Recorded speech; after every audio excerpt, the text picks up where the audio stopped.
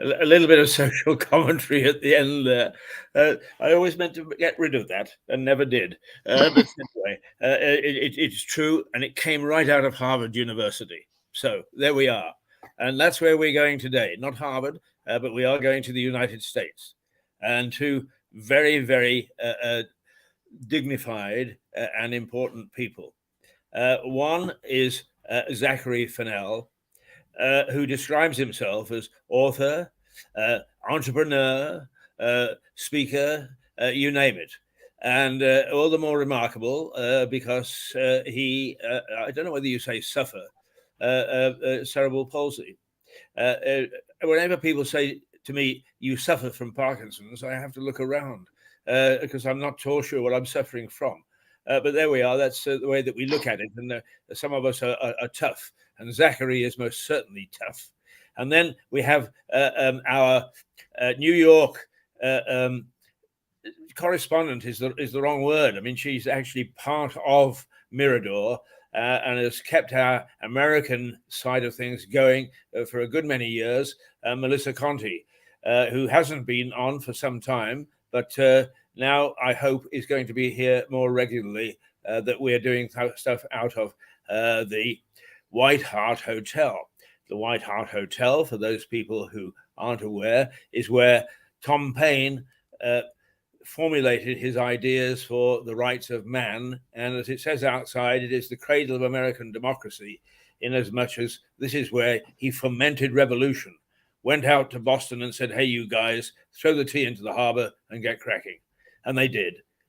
And they did to the tune of him naming the United States, according to Bill Bryson, the historian, the United States. He was some pup. But anyway, that's where we are today. And that's just the background, because we are now going to put up, there we go. There are our guests, Zachary with the headphones on, and Melissa with the beautiful hair. So welcome to Mirador Television. You've never been on anything like this before, Zachary, I assure you, because there are no rules, no guidelines, no nothing. And I am one of those people that always starts from a position of ignorance. In other words, I don't know nothing. And although I've obviously read some of your background, I don't know nothing about you. So first of all, let's assume that viewers know very little about anything. What is cerebral palsy? So cerebral palsy is a neurological disability. This is kind of like the technical definition. A neurological disability that it affects everyone who has it somewhat differently. My specific diagnosis is spastic hemiplegic, which means it mainly, I deal with a lot of tight muscles. It mainly affects my right side. So that's a little, just a brief kind of like technical summary of cerebral palsy. I kind of look at it as just living with certain challenges and finding a way to navigate those challenges. Your commentary at the top of the broadcast about whether or not suffer would be the right word to describe CP. That is one of the words I tend to like steer people against using, because it does have that negative stigma connected to disability, where I don't really see, like, I don't see my cerebral palsy. I live with my CP. I don't suffer from it. Right.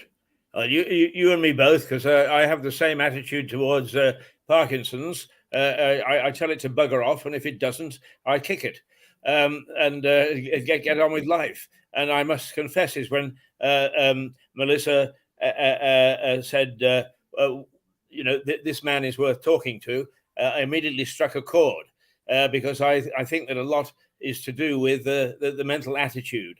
There is a movie called The Loneliness of the Long Distance Runner. And it's about how you have to be pretty tough to do the cross country and the marathon. because you have done a marathon. Correct. I've in 2017 I did the Towpath Marathon.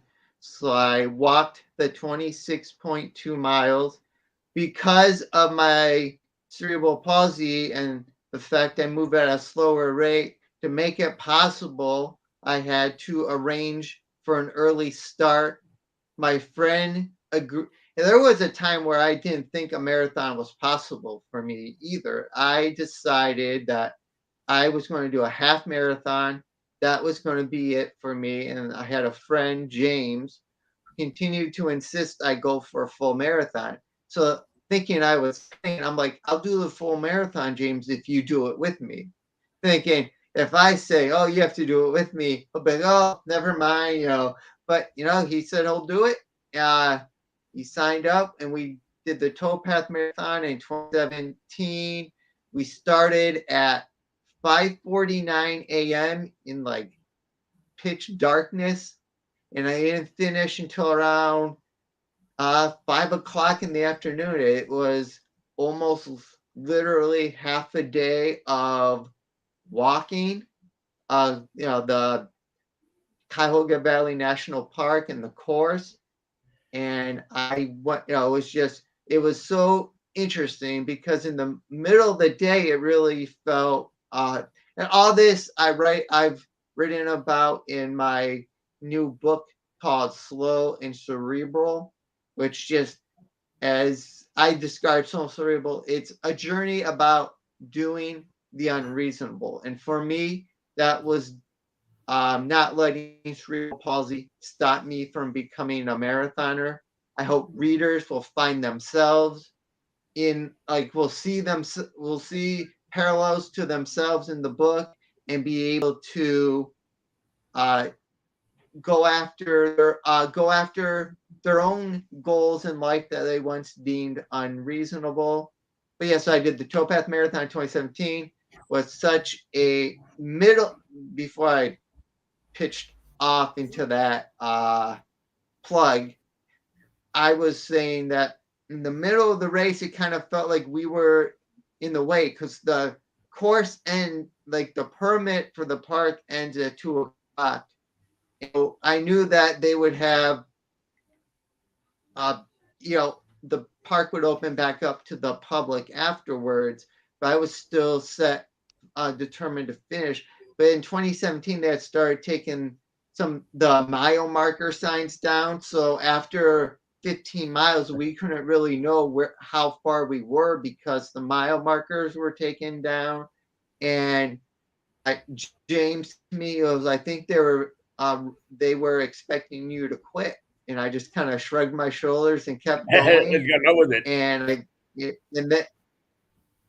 we were just going. You're not like Tom Hanks went 3 times over across America without realizing it. Yep.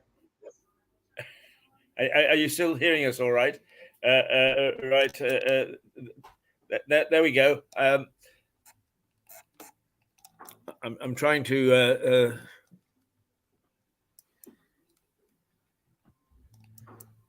we're back. Now, Melissa, you just disappeared and you reappeared by magic. You're very familiar with Zachary's activities because when you heard that he was coming on, you got very excited and said, this guy is really worth talking to. So can you tell us a little bit about this man? Keith, could you repeat that question? Yeah, can you tell us something about Zachary? Well, I mean, I have some questions for Zachary. I must say, Zachary, you're quite an inspiration. I was an educator of children with disabilities, inner city children, and I always had high expectations for them, and they reached those expectations. So a lot of us go around with a lot of limiting ideas about ourselves. Maybe we don't have conditions, but we're still limiting ourselves. Well-meaning parents, guardians. How did you escape that whole idea of limitations? That's a great question, and that, yeah, that's a great question. And I kind of was starting to touch on it a little bit when I talked about how I had kind of put the half marathon as my, I saw that as my peak, as my goal, until my friend James kind of pushed me forward. So one of the things I will say that really helps uh, with redefining limitations and going beyond where what you think what's possible is putting yourself around the right people, yourself around the people who are going to push you forward, who are going to push you and and push you in the right way. uh there is so much growth involved. You have to do it smart too. I I have I'm thinking of examples to use, and a couple different coming up. But I know in my training for the marathon, I fell more a number of times, and one time I broke a water bottle, and then I was at a point where the next run my next training session, I was trying to limit how much water I take in, and that ended up that ended up leaving me dehydrated, and I managed to drink what water left and get home as fast as possible. And I needed to learn to equip myself right, and I went out and I bought a hydration belt that you can wear in your on your race, that has water bottles. So it was something I did it so as at finding the right people to finding the right people to motivate you, getting yourself properly equipped. And then another thing I'll say is just taking it one step at a time, or as I describe it now, is having the marathon mindset. I've since becoming a marathoner, marathon mile 26. That's the big milestone one. But I like to, I always think to myself, you don't get to marathon mile 26 until you do mile 5, until you do mile 9, mile 17, whatever mile in between 1 and 25. So every step counts. So it's having patience and taking things one step at a time. And when you do that, you'll find that that those limits you have are more perceived limits. They start to go away. Yeah. Well, Zachary, the marathon was the culmination of your toughness and determination. I mean, moving on from Melissa's question is, what got you started in the first place? What got you saying, I'm not going to let this thing beat me. I'm going to get cracking and I'm going to do something about it. I was reading a book, Someone Like Me, by John W. Quinn. And John had served 20 years in the U.S. Navy having cerebral palsy. He had to hide it from the Navy because otherwise they wouldn't basically let him in. And I just reading John's story just inspired me to want to do something physically challenging. I wasn't sure what at the moment. I had a friend who was training for a triathlon. I ruled out doing a triathlon because I never had the balance that really allowed me to ride a bike. And so I thought, I'll do a marathon. And that's where the inspiration started, reading a book and being wowed by what John did, and thinking to myself, I want to challenge myself physically. And the marathon was start with a half marathon, and then a marathon. That was the way I found to challenge myself. Yeah, but like me, you're no spring chicken. How old were you when you suddenly said, well, not suddenly said, but you were determined to actually take this on and beat it? So let's see. I was reading the book in 2011. So you mean like complete the marathon? Or are you No, no, talking more in general? your determination as an individual to get on with it and Okay, make sure you're going to beat cerebral palsy. So I would say it was 18. When I graduated high school, I looked back and I because I was more shy in high school. So Cerebral is my new book. I also cover my emotional journey from embarrassment about having a disability to embracing it as a part of who I am in my first memoir, Off Balance.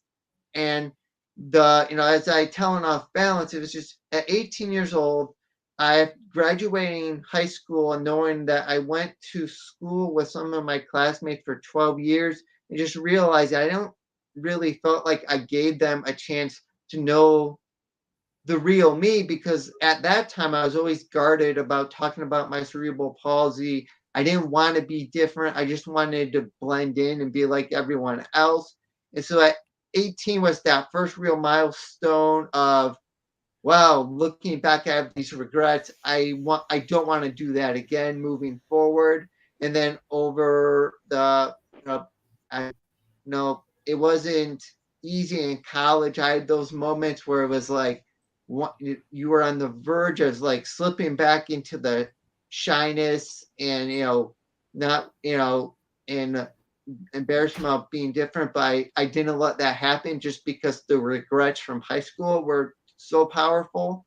And then I graduated college in 2009 and started writing about disabilities, and from there it just kind of just further enforced that attitude and determination I have. Melissa? Just one other thing, Zach, what would be your advice to educators, advocates, and parents? Another great question. My advice to educators, parents, there is so much to cover in that my first advice is really whether it's educators, it's the people that the individuals themselves, or educators, parents, individuals themselves, is the advice would be I have plenty of advice, but one of the main things is focusing on trying to figure out what you want and not asking and thinking what I cannot do. It's not ask basically not ask not what, but how.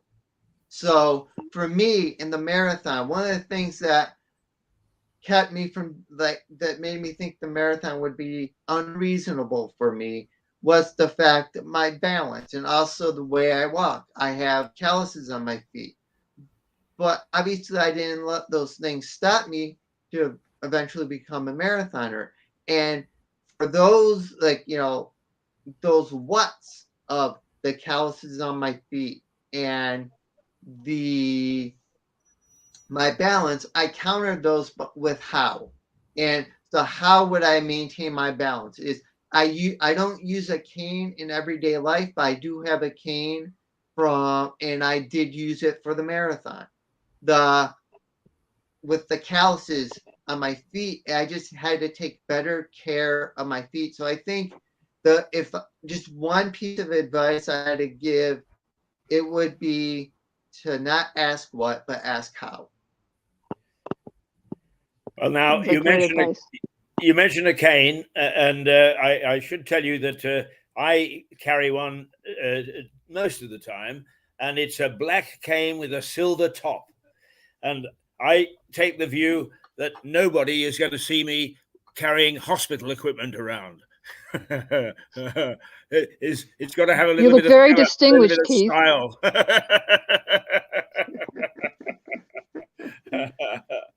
Now, I'm fascinated by your determination. I also share something with you because balance with Parkinson's is a key issue.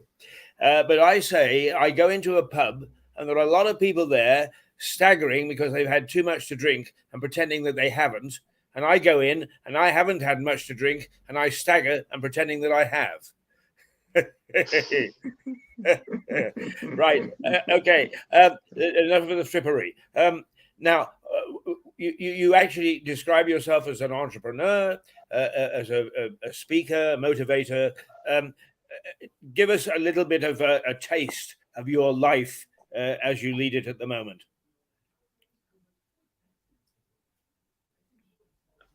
So you kind of want like a quick minute, kind of like motivational type of deal, or what is that what you're looking for, Keith? Yes, I mean, what do you do on a day-to-day basis? How do Okay, you so spend on your life? day-to-day basis, I've the moniker that my friend James had given me and that I've come to embrace is the Cerebral Palsy Vigilante. And so the on a day-to-day basis, get up. I do have a part-time job working at a local library as a circulation clerk, so helping people check out, renew books, actually do accept passport applications. That's a part of my position. So I work a part-time job, and then when I'm not in the library working, or what as I describe it in the about the author section of Slow and Cerebral, my civilian persona as the circulation clerk at a library, I'm busy writing, with blog posts, YouTube videos, doing all the just kind of doing a lot of what we hit on today, and that's trying to get people to redefine disabilities. One of that I've written is kind of because it goes with Melissa's question earlier about having high expectations. I didn't always have high expectations from those around me in my life. For concerns, they always thought, I like my parents and educate. They were looking out for my safety. So by the time I hit junior high, 7th grade, I was no longer actively participating in gym class. I got my gym credit, an alternative route. And so there wasn't that it's the title of the blog post is Overcoming No Expectations. And it sounds a little funny, like no expectations, but because if you have no expectations for you, it can become very limiting. And those factors I discussed earlier are what helps to lift that and then raise expectations. And when you raise expectations, you can launch yourself to new levels. And I've done that in my life, and I hope to just encourage and motivate others and help others, which is why I have my blog, my YouTube channel, I write my books. And I also on a Wednesday, a weekly deal on Twitter, I co-host a Twitter chat for, it's basically come to be like a online support group for people with cerebral palsy with the hashtag CP Chat Now. It's at 8 p.m. Eastern time in America. So it's like 12 or 1 in the morning over in the UK. But we've actually had a UK participant get so much out of CP Chat Now in the past that she would stay up to 1 and participate from 1 to 3 a.m. in the morning, which is just really amazing to think that you can something that you're doing can have that positive effect on someone that they're willing to make that kind of sacrifice. Yeah, absolutely. Now, there is nothing in this world tougher and lonelier than being an entrepreneur. And you describe yourself as entrepreneur. So what would you tuck into that particular slot, into that folder of your entrepreneurial activity? So my entrepreneurial activities is, comes in with my books, with my website, ZacharyFenell.com, and my blog there. I'm always fun.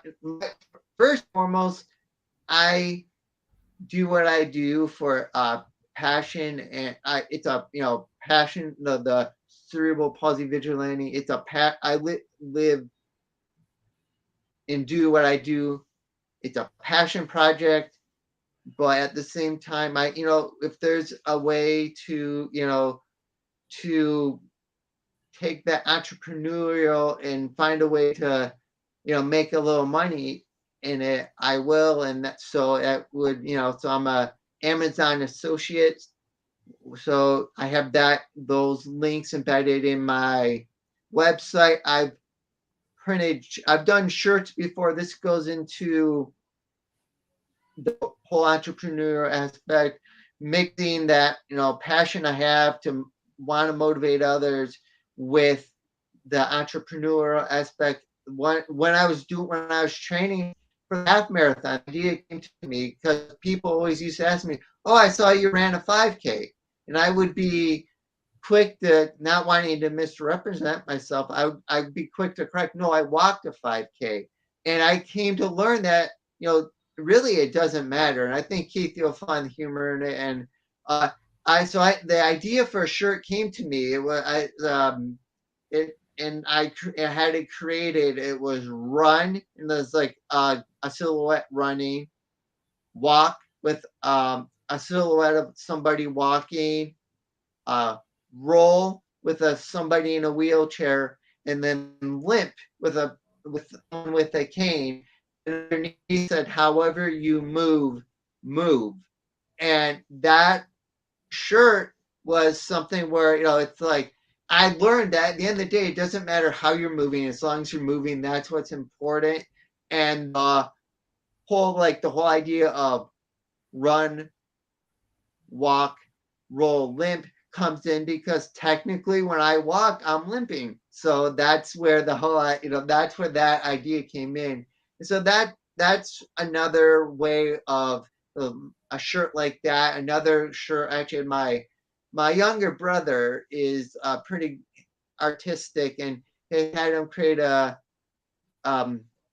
design for me that it's a unicorn and a centaur, and it says normal is a myth, because that's a big principle at a lot of my blogging activity is normal is a myth. Melissa hit on it earlier too, that not even people, it's not just people with conditions, different disabilities or diagnoses that define limitation for us. We all have, we all tend to set limitations for ourselves. It could be, our family makeup, our financial background, whether it's a physical disability or whatever. We all have something that makes us different. So for each different, what does that make normal? A myth. And that's where that's another shirt that I've designed and I've done in the past. Just a fun, unique way to get out those positive messages. Well, there's nothing ever normal about either the people on this program or the topics we covered. So I'm delighted that we've had somebody who's as abnormal as you are. You fit in very nicely. Believe it or not, we have been going for 29 minutes and 57 seconds. So we're going to have to reluctantly call a halt. But I go in fear and trembling of Melissa, so I must give her the last word. Melissa? Well, I just wanted to say how I just love your attitude, Zachary. And I try to put this into practice. I'm a couch potato. I'm going to admit it. But you have inspired me to get off the couch and start doing something. So thank you. And thank you for your great work. Thank you. A final word, For Zachary? those kind words. I want to thank you. Thank you for having me. Thank everyone who's watched. If you want to learn more about me, I've said you can check out my website, zacharyfenell.com, and all the links to my social media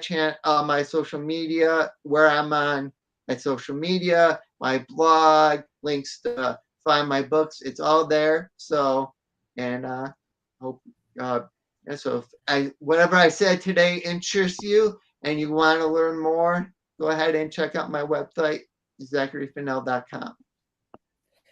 Thank you very much. And perhaps we'll see you in the London Marathon on one day.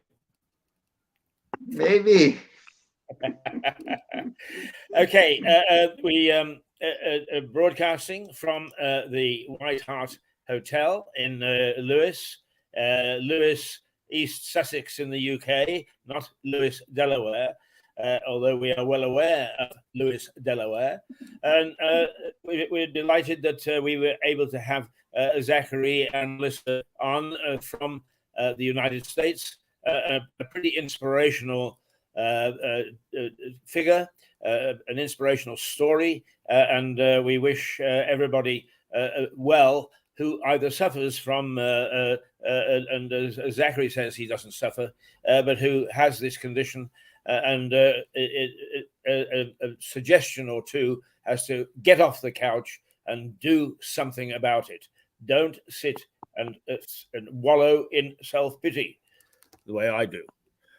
Till tomorrow morning when we rejoin you at 8:30. This is Keith Hayes in Lewes, East Sussex for Mirador Television and from the White Hart Hotel. Toodle pip.